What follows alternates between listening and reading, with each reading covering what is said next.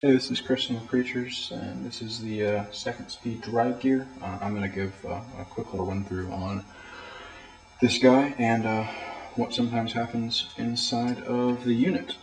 First, we're going to pull these screws out. Sometimes you need an impact driver to pull these.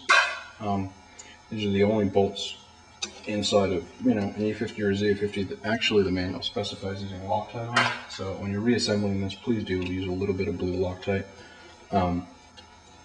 Mainly because if these screws back out, they can get lodged in one of the other gears and either break the assembly or lock up the wheel under power, and that's never a good thing.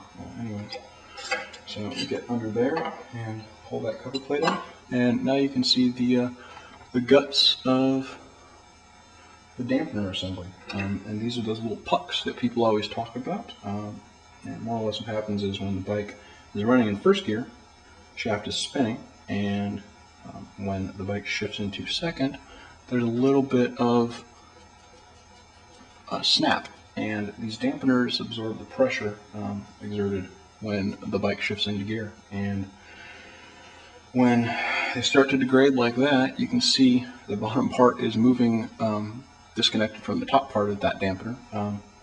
When those disintegrate or fall apart from 30 years of being inside of a motor, or the extra forces from kitting a bike, they start to fall apart. And if they completely fall apart and disintegrate, what happens is when your bike shifts, metal hits metal, and what will happen is gears will shear off of this gear and the gear that meshes with it, and yeah, those little bits and pieces can get locked up in things, or just more or less render the motor useless.